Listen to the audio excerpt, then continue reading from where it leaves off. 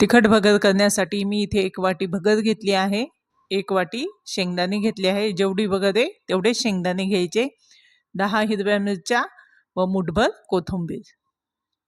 आता आपण अगोदर शेंगदाणे, हिरवी मिरची व कोथिंबीर मिक्सरमध्ये बारीक वाटून घेऊ. मिक्सरच्या भांड्यामध्ये हिरव्या मिरच्या, कोथिंबीर, शेंगदाणे. आता यामध्ये आपल्याला थोडंसं पाणी टाकून हे परत दळून घ्यायचं आहे.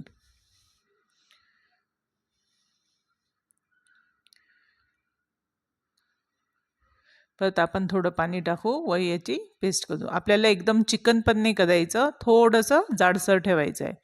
तर इथे कढई तापत ठेवली, यामध्ये 2 चमचे तूप टाकते. त्यामध्ये आपण हे वाटण केलेलं आहे हे टाकून घेऊ. आपल्याला 1 वाटी भगरीला 5 वाट्या पाणी टाकायचं आहे. आमच्याकडे थोडी ओलसर भगर आवडली जाते, त्यामुळे मी इथे 5 वाट्या पाणी टाकते. तुम्हाला जर कोरडी भगर हवी असेल तर तुम्ही 3 किंवा 4 वाट्या टाकलं तरी चालेल. आता यामध्ये आपण टाकून घेऊया चवीप्रमाणे मीठ.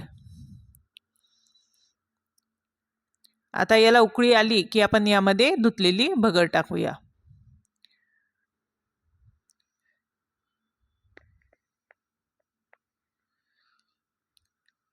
आता यामध्ये टाकून घेते धुतलेली भगर.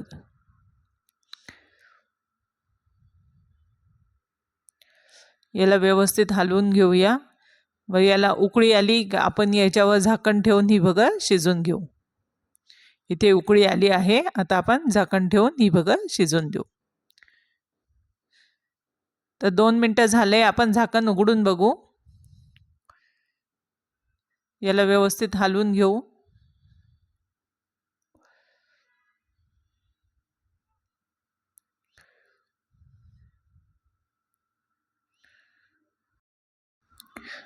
यावर परत एकदा झाकण ठेवून हे शिजवून देऊ.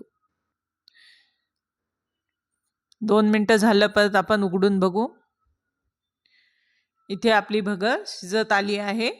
थोडंसं ओलसरपणा आहे. याला परत थोडंसं 1-2 मिनिटं झाकून ठेवू व आपली भगर इथे तयार होईल.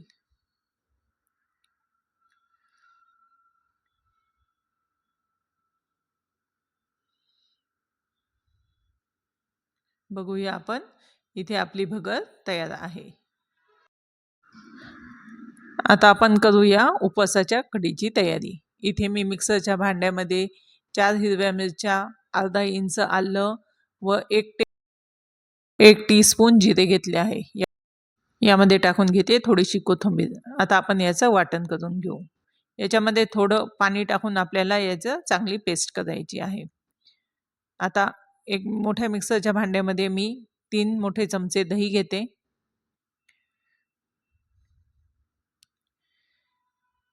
यामध्ये 1 चमचा राजगिरा पीठ व 2 चमचे शेंगदाण्याचा कूट.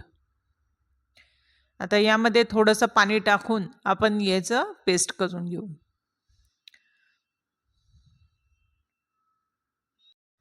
आता यामध्ये परत मी 1 ग्लास पाणी टाकते.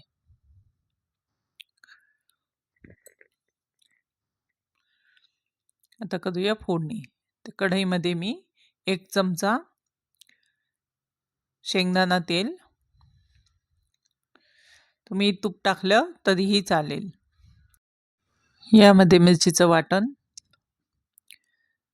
कढीपत्ता टाकूया.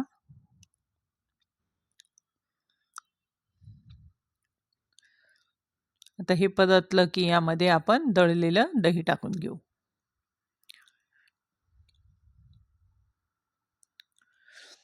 या दह्याला मी 1 ग्लास व थोडं वर पाणी टाकलं आहे. सरासरी 1.5 ग्लास पाणी टाकलं आहे. आता यामध्ये आपण टाकून घेऊया मीठ. मीठ टाकतानाचा माझा इथे व्हिडिओ स्किप झाला होता.